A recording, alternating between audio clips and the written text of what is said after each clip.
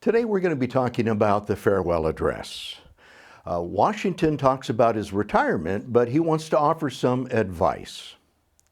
It is important to hear from him, but it is also important to understand who he is. So let's hear what he says about himself. When he's 24 in December 1756, he sends a letter to the Speaker of the House of the Burgesses. He is part of the Virginia militia. Actually, he's the head of the Virginia militia. And he says this to the Speaker of the House: "I have diligently sought the public welfare and have endeavored to inculcate the same principles in all that are under me. These reflections will be a cordial to my mind as long as I'm able to distinguish between good and evil." Now, there's some words in there that need some amount of explanation. To inculcate is to instill. A cordial is a pleasant memory. So that kind of explains what he was talking about then. Again, he was 22, and then a couple of years later, at age 24, during the French and Indian War, after the Battle of the Monongahela, General Braddock dies, and Washington orchestrates a retreat, and he buries Braddock in the middle of the road there and runs carts back and forth to disguise the burial place. Then he spends 3 years as head of the Virginia militia from Winchester, Virginia. The second quote I want to highlight is 19 years later, when he's 43, he writes a letter to Colonel Burwell Bassett, and he says, "I shall not be deprived of a comfort in the worst event if I retain a consciousness of having acted to the best of my judgment." Now, this quote comes at age 43, and at the Second Continental Congress, he was just unanimously elected as Commander-in-Chief of the Continental Army based on his performance in the French and Indian War. Now, this quote was after Bunker Hill.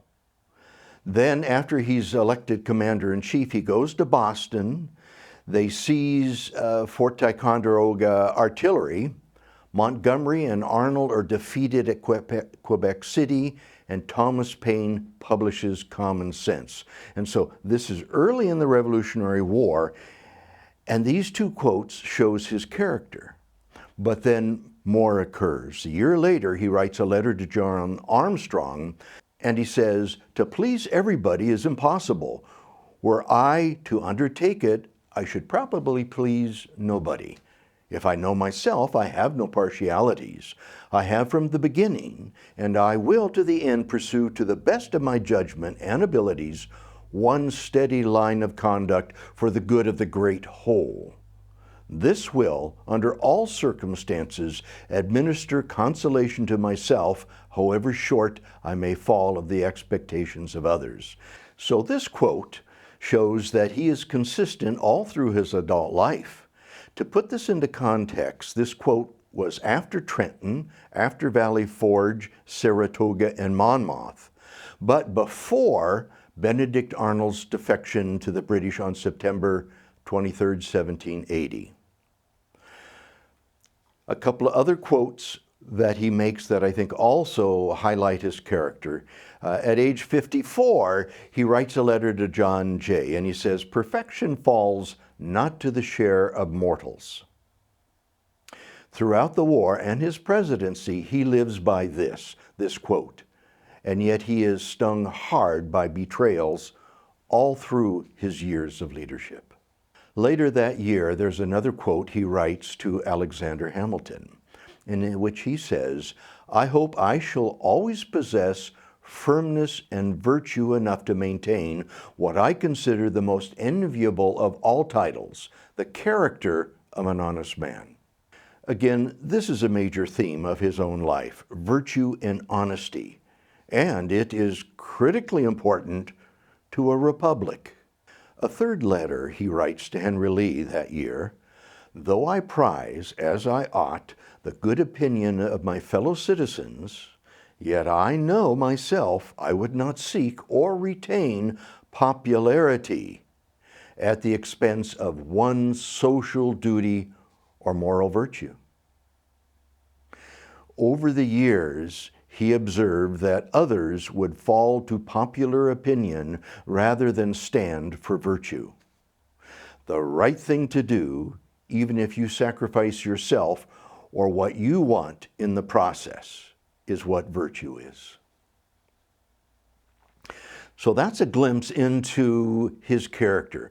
That brings us to the farewell address in September 1796.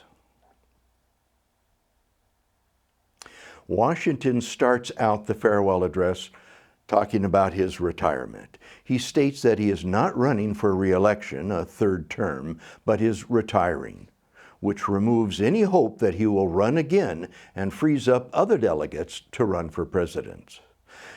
He is getting old and does not want to set up a precedent for a lifetime term like a monarch or dictatorship.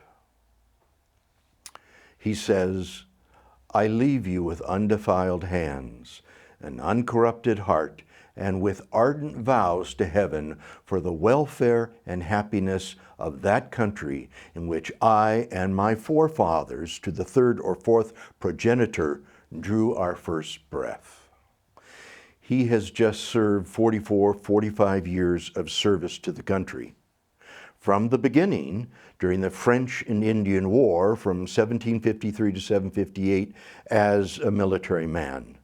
Then from 63 to 75, he was in the House of Burgess during the acts in which Britain kept on crushing down on the colonies. And then from 75 to 83, during the American Revolution in the military he served. Then after that, 83 to 89, he was in the House of Burgess, participated in the Articles of Confederation, then was the president of the Constitutional Convention from 1787 to 89, and then president of the United States 1789 through 1797. He has seen it all. He was involved in it all. He was integral in the holding of it all together. To give additional context and perspective to his farewell address, I will be adding insights from his other writings or speeches, and then I'll also include input from other founders, such as from Washington's circular letter to the governors in June of 1783 at the end of the war, but before the Constitutional Convention or his presidency. He says this, again, 8 years trying to get these 13 colonies or states to be on the same page. It was like herding cats. So now he sends a letter to the governors and he says, "I now make it my earnest prayer that God would have you and the state over which you preside in his holy protection, that he would incline the hearts of the citizens to cultivate a spirit of subordination and obedience to the government, to entertain a brotherly affection and love for one another." Here he combines his faith, his respect for government, and his love of country. That leads us into the body of the farewell address. Now, he gives his farewell address not verbally, but in a written form, and not to Congress alone, but it is published in newspapers to the entire nation. Why would he do that? Well, it could be that it would not be filtered through any other people's biases or agendas, and it was difficult for him to talk at length, and this would have been a speech of over an hour with the difficulty of his dentures, as well as the pain involved in that. After announcing his retirement, he says, "Here perhaps I ought to stop."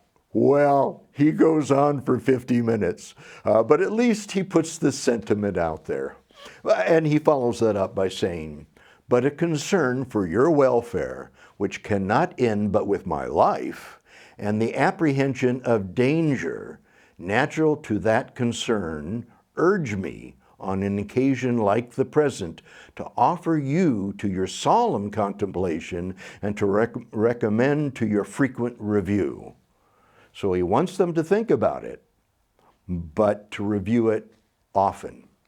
He sees many dangers of large proportions in the future based on what he has seen in the past. I want to talk about 3 areas of his farewell address: comments about the government, the spirit of party, and the place of morality and religion. I will not be talking about debt. I will not be talking about foreign relationships, but my comments will be just about those 3 areas. So let's first talk about government. He talks about the importance of unity as one people. And he says, "The unity of government, which constitutes you as one people, is also now dear to you. It is justly so, for it is a main pillar in the structure supporting your real independence, the basis of your tranquility at home and your peace abroad, of your safety, of your prosperity, and of that very liberty which you so highly prize." You will see this theme of unity over and over again because it is so crucial. Washington himself was the embodiment of unity. He gave his life to the Revolution, to the First and Second Continental Congresses, the Constitutional Convention, and the presidency.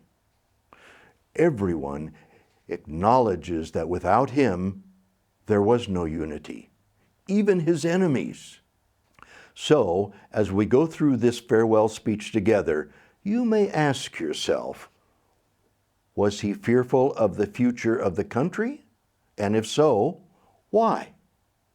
He observed that the nation continually fell into petty jealousies as colonies, then as states, and again between military officers, both militia and continental officers, and even on his very own cabinet. Would you have had the patience and the optimism that he had? Let's listen closely to his words and try to understand his warnings and then compare them to today. Are the warnings, dangers relevant to us in 2024? Or have we progressed beyond those warnings to a better place? Let's talk about citizenship and patriotism. Washington said, "Citizens by birth or choice of a common country, that country has a right to concentrate your affections. The name of American, which belongs to you in your national capacity, must always exalt the just pride of patriotism more than any name derived from local distinctions." This is early on in his address, in which he was referring to regionalism. That is, the 13 colonies or states still had many divisions, many jealousies, and bad feelings for one another. They had been fighting each other for over 100 years, competing for the favor of England and London. Now it's North against South, Atlantic against frontier, and discord everywhere else in between those borders. 1783, his circular letter to the governors. He says some things that predates what he says in his farewell address that I think provides additional context. When he resigned as Commander-in-Chief of the Continental Army, and after 8 years of keeping his diverse and divided army together, he wrote this: that the people should forget their local prejudices and policies and be willing to sacrifice their individual advantages to the interest of the community. These are the pillars on which the glorious fabric of our independence and national character must be supported. Liberty is the basis, and whoever would dare to sap the foundations or overturn the structure under whatever specious pretext he may attempt will merit the bitterest execration and the severest punishments which can be inflicted by his injured country. Okay, pretty dense there. Before we try to understand the context, let's define some of his terms. Specious is false or erroneous. Pretext in this case would be a ploy.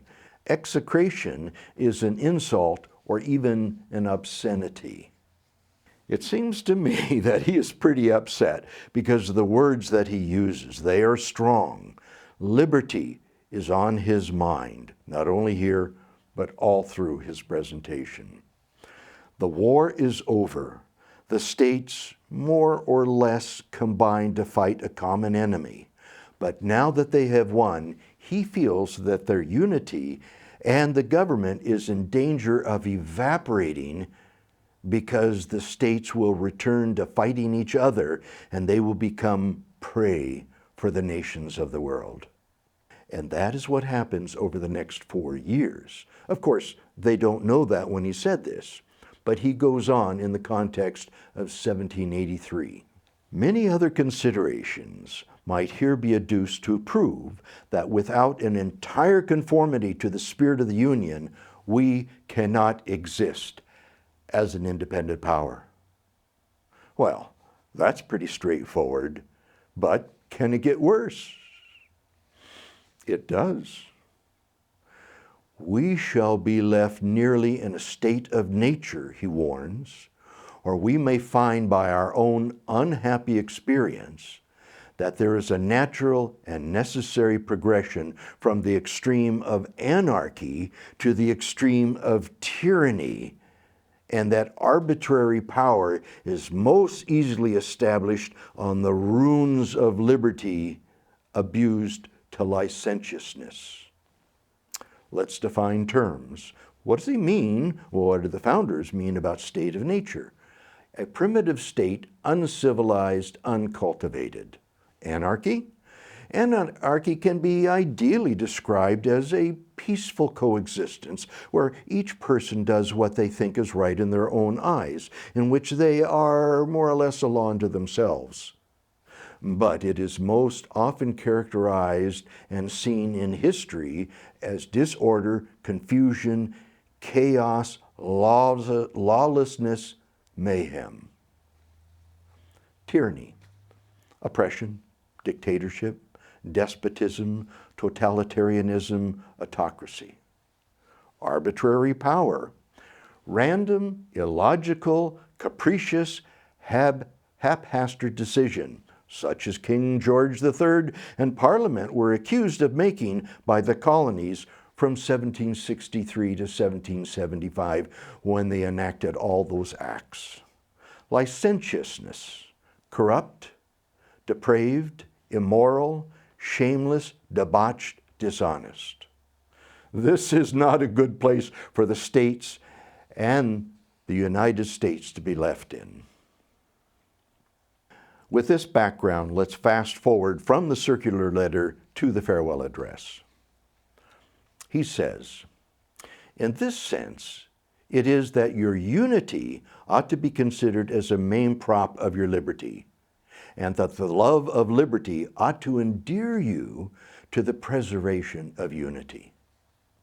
So 13 years later, he is still tying liberty and unity together. Evidently, there's still a problem. During the ratification debates after the Constitutional Convention in 1788, he wrote a letter to the Marquis de Lafayette about tyranny. It will at least be a recommendation to the proposed Constitution that it is provided with more checks and barriers against the introduction of tyranny and those of a nature less liable to be surmounted than any government hitherto instituted among mortals hath possessed. The founders were extremely realistic and pragmatic. They tried to make it very hard for a tyrant to come to power in the United States. He went on to say, this government, the offspring of our own choice, uninfluenced and unawed, adopted upon full investigation and mature deliberation, completely free in its principles, in the distribution of its powers, uniting security with energy, and containing within itself a provision for its own amendment, has a just claim to your confidence and your support.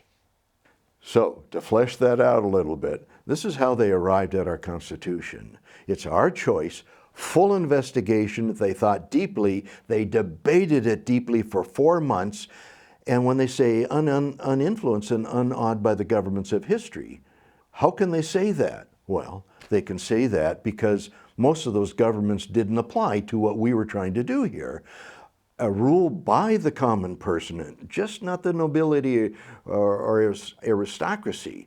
And they were freed from the historic principles where man did not rule himself, freed from kings, nobles, aristocrats, and rule was given to common men who were previously serfs, peasants, and the like. Then the founders inserted checks and balances within the government, a distribution of power between federal, state governments and the people, branches of government, distribution of powers, legislative, executive, judicial, uniting security with energy. Let's talk about energy. The Articles of Confederation had no energy. Congress could not compel, they could only make suggestions. It's the difference between 10 commandments and 10 suggestions. The Articles of Confederation was a mess, and Washington struggled with Congress for 8 years, and now it was time to get it right. One might say, a more perfect union. By security, they meant that each government, each branch working and staying within its own sphere, we would have security. Amendments, of course, they acknowledged they could not foresee everything and that change happens. And so they provided for change. It is the best that your representatives could come up with, the Constitution, and you should support it. I might insert here, let us not lose sight of the fact that the Constitution was the culmination of our revolution, not just against Britain, but against the historic and existing governments of the world.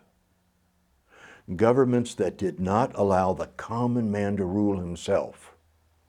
As you know, our Constitution and our form of government are remarkable in the annals of history, especially since we are not bound together by one language, one ethnicity or race, one culture, or one country, and since we are not beholden to one ancient government or faith. Therefore, it is of supreme importance that we identify ourselves as Americans. We are a group of people that have agreed to come together under a constitution where the common man rules himself. It never successfully was tried before in history. And even more remarkable, given its population of over 4 million people and its large land area. It is unheard of. It is a political and governmental demarcation of huge proportions. He went on to comment about respect for our government. Respect for its authority, compliance with its laws, acquiescence in its measures, and all duties enjoined by the fundamental maxims of true liberty. Duties for whom? All American citizens and guests to this country. Again, during the ratification debate of the Constitution in 1788, he wrote this to the Marquis.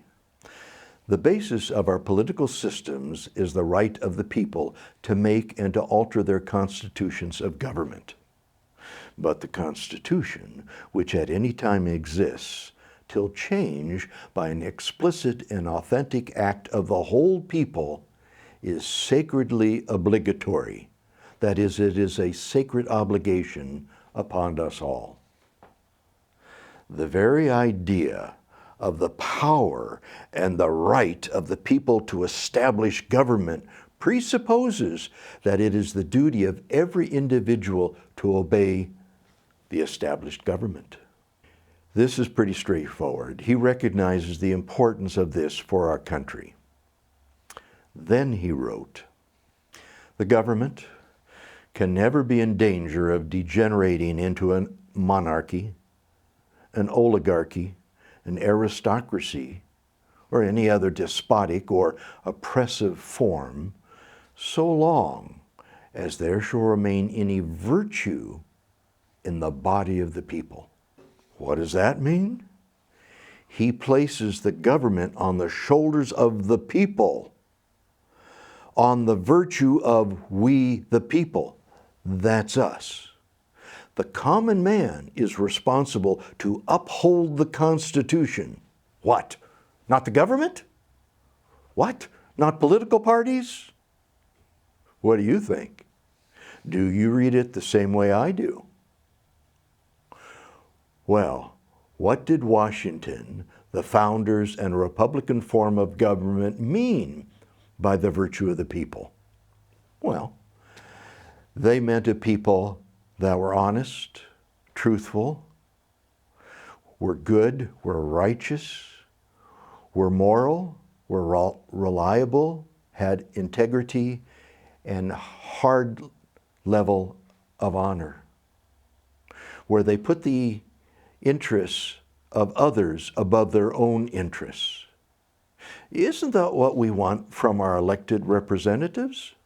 Washington said this to a letter to Bushrod, Washington in 1787, a mere 6 weeks after the Constitutional Convention. The power under the Constitution will always be in the people. It is entrusted for certain defined purposes and for a certain limited period to representatives of their own choosing, and whenever it is executed contrary to their interest or not agreeable to their wishes, their servants can and undoubtedly will be recalled. He said this is the way it should work. Representatives are beholden to the vote of the people, and no other combination, no other groups, no other association or factions should they be beholden to. Then Washington talked about another danger, the spirit of branch encroachment, in which he said, the spirit of encroachment tends to consolidate the powers of all departments into one, and thus to create, whatever the form of government, a real despotism. A just estimate of the love of power and proneness to abuse it, which predominates in the human heart, is sufficient to satisfy us of the truth of this position. Although the Constitution is set up to check such urges, ambitious men can overcome them. One faction that controls all three branches of government, Congress, presidency, and judiciary.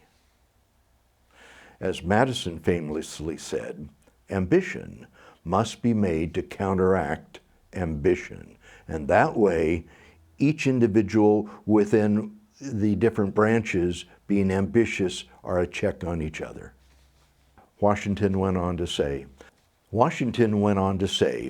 the necessity of reciprocal checks in the exercise of political power by dividing and distributing it into different branches of responsibility and constituting each as the guardian of the public welfare against the invasion by the other branches has been demonstrated by experiments ancient and modern, some of them in our country and under our own eyes.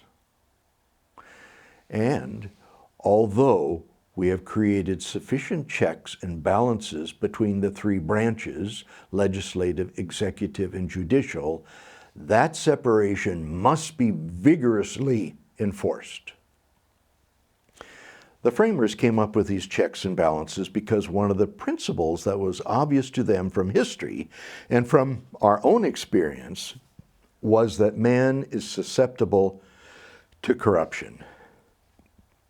When we think that no one is watching over us, there is a strong urge, a desire within us to take what does not belong to us.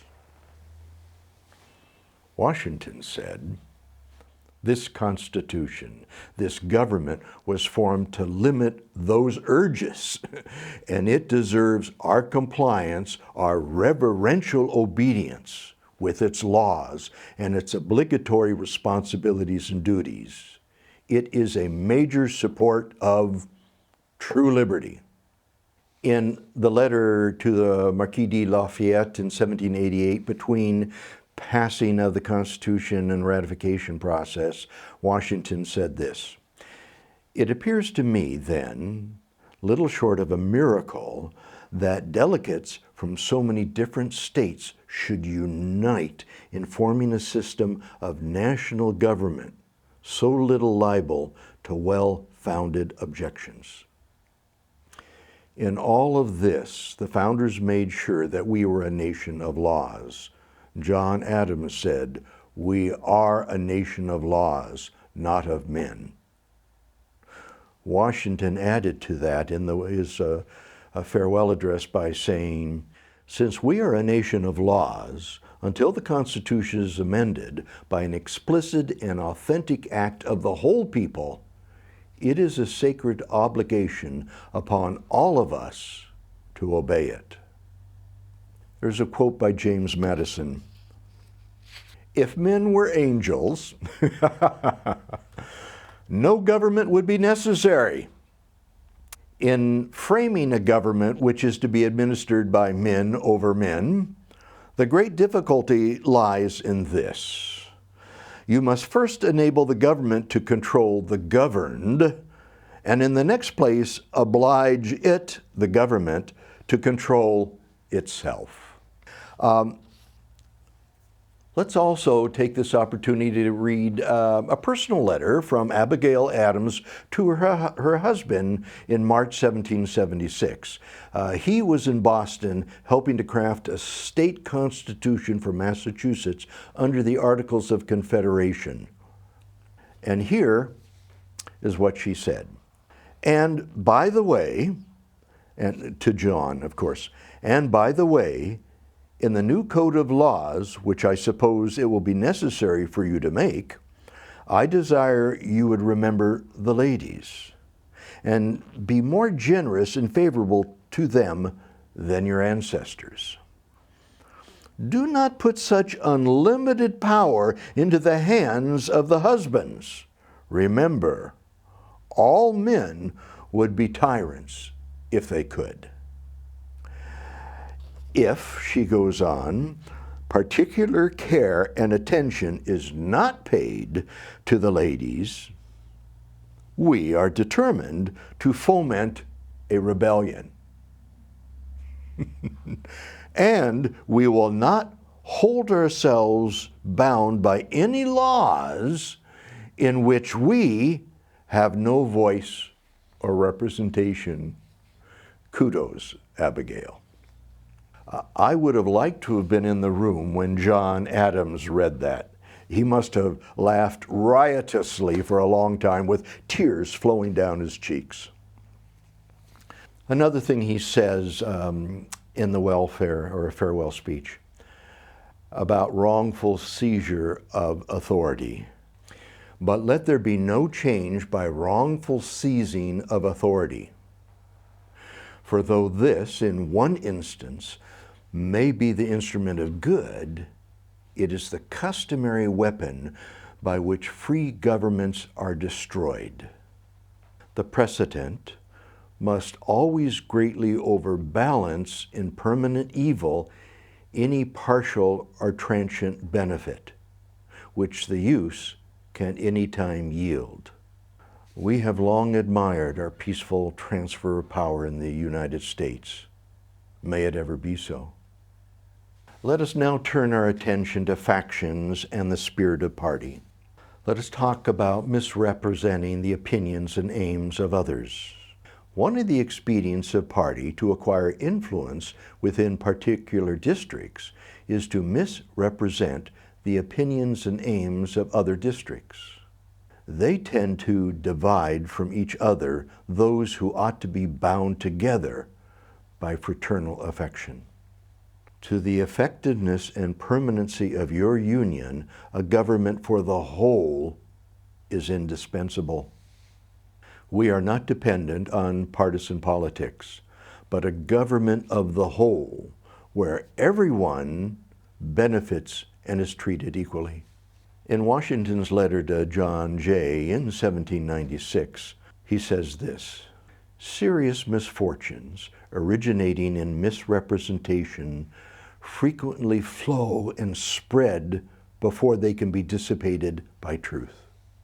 A year before that, he wrote to Edmund Pendleton, "When one side of a story is heard and often repeated, the human mind becomes impressed with it insensibly."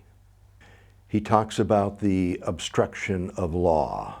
All obstructions to the execution of the laws, all combinations and associations under whatever plausible character, with the real design to direct, control, counteract, or awe the regular deliberation and action of the constituted authorities, are destructive of this fundamental principle and a fatal tendency. His reference to combinations and associations is a pretty wide net. It can be regions, associations, combinations of regions of the country. It can be big business or businesses with a common interest. It can be the super rich. It can be think tanks or institutions or religions. Whatever combination association he's talking against. Remember that in 1796 we were still trying to figure out how a republic should function and where groups like these fit in. But the warning is against obstructions to the law, not the associations themselves, but when they step over and become obstructions. Next, we'll talk about factions that seek to replace the delegated will of the people with the will of a party. And again, party can be a group.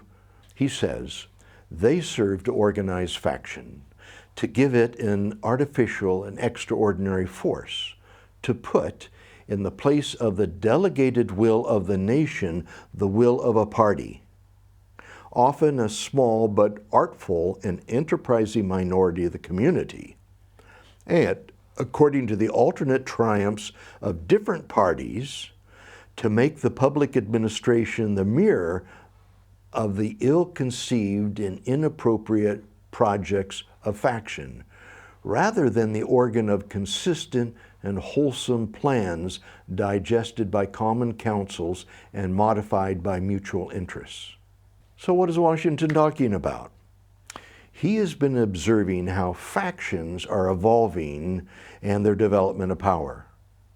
Partisan politics is also forming as an outgrowth of those who in 1787, 1789 favored a strong federal government, the Federalists, and those who wanted a weak federal government, the Anti-Federalists.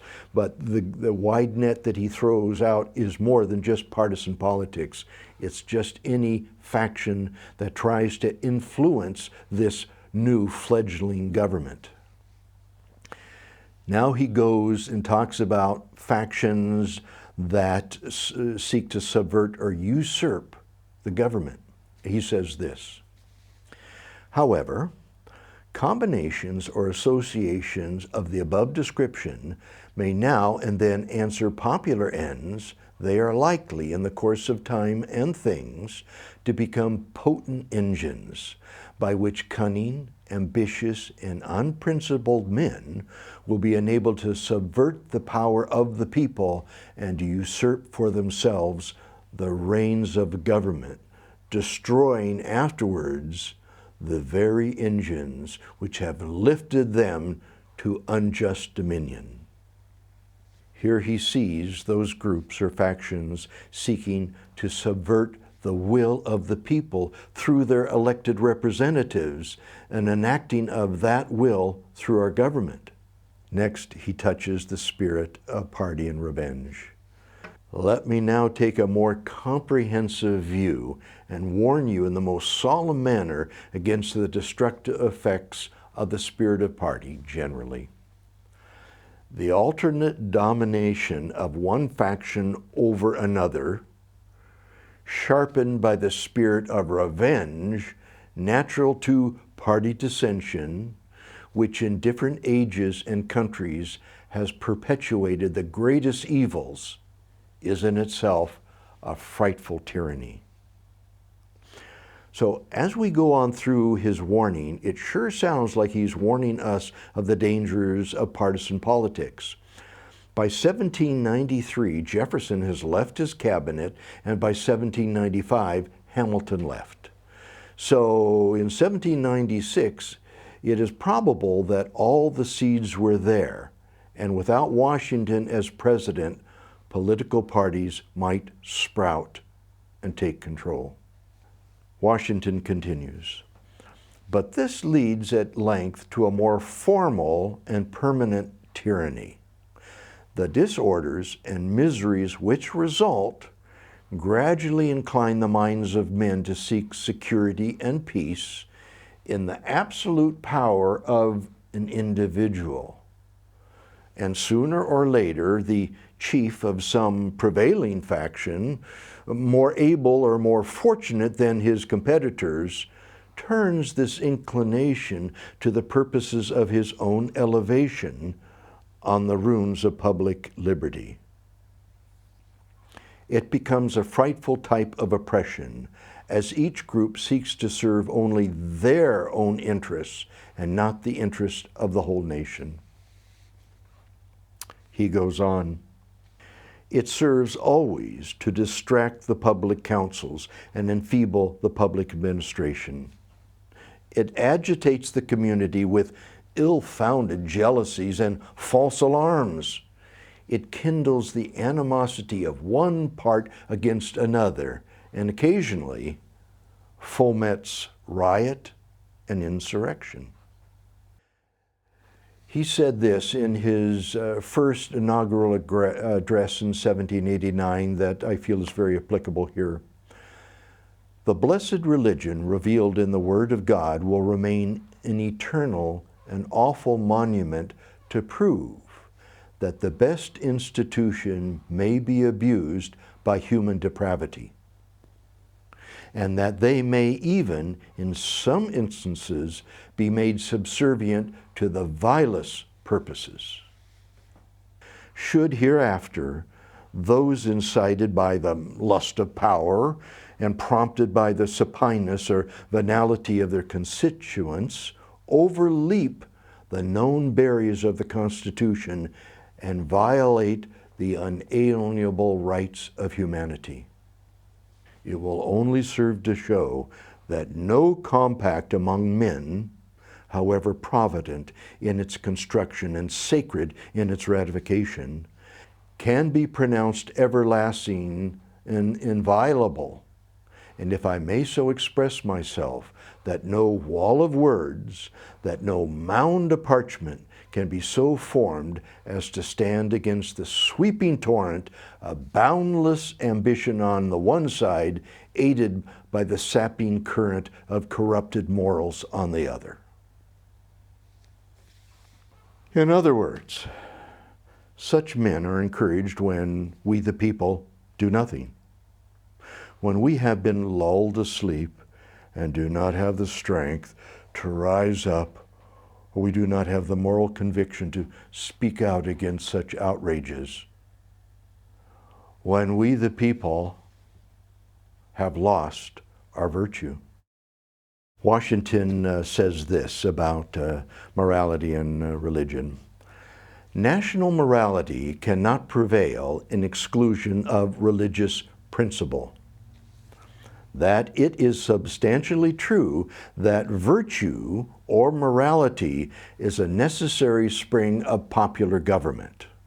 The rule indeed extends with more or less force to every species of free government. Morality being doing the right thing and having high ethical standards. Virtue being putting the interests of others before your own interests and serving others before yourself, which are key Republican values. He goes on. Of all the inclination and habits which lead to political prosperity, religion and morality are indispensable supports. In vain would that man claim the tribute of patriotism who should labor to undermine and sabotage these great pillars of human happiness, these firmest props of the duties of men and citizens. The mere politician, equally with the pious man, ought to respect and to cherish them. Here he ties religion and morality together as indispensable supports of both human happiness and a citizen's support for the government. His approach to other faiths throughout his leadership in the Army, his serving in the Virginia House of Burgess, and his presidency at the Constitutional Convention and as President of the United States has been consistent with this approach. They support each other, and he supports them. He goes on, and let us with caution indulge the supposition that morality can be maintained without religion. Whatever may be conceded to the influence of refined education on minds of peculiar structure, reason and experience both forbid us to expect that national morality can prevail in exclusion of religious principle. Here he ties morality to religion. He acknowledges the benefit of education and refined minds, my interpretation, but places the teaching of morality more within the sphere of religion, since it is a major focus of religion. President John Adams also said, "We have no government armed with power capable of contending with human passions unbridled by morality and religion. Avarice, ambition, revenge, or gallantry would break through the strongest cords of our Constitution as a whale goes through a net." Our Constitution was made only for a moral and religious people. It is wholly inadequate to the government of any other. Washington concludes his comments and says adieu. This was a remarkable time in our history, and quite frankly, a remarkable time in the history of mankind. Washington's personal principles, his values and faith, and his personality were exceptional, and they were required for his leadership in the formation and the birth of our nation. In his farewell speech, he shared with us what he learned throughout his life and warned us of impending dangers to the workings of our government. He insisted on the need for unity, for brotherly affection, and for the love of one another for the success of our way of life. Out of concern for our well-being, he admonished us to respect the authority of the Constitution and our Republican form of government. Washington expressed his belief in the virtue of the people, and he warned us of the corruption of overly ambitious people who would threaten our peace and our happiness. He warned us of the misrepresentation and obstruction of factions that seek to eclipse the will of the people with the will of their party, where they will subvert the power of the people and usurp the reins of government. If left unchecked, political parties will ultimately dominate the running of the government, and a spirit of revenge will develop. Eventually, anarchy may develop where confusion and chaos reigns, and in the people's frantic search for peace and order, a charismatic person may appear that seems to be a solution to their uneasiness, and they elect them into power. But then, eventually, that person turns into a tyrant. Washington's antidote is the need for morality and religion to support virtue in the people and their representatives, which is essential for a Republican government. In 2024, we have inherited this government in all its glory and in all its shortcomings. And every American citizen should be proud of this country and be loyal to it, to be sure there's work to be done. So that's our part. With this legacy, let us unite and do it together.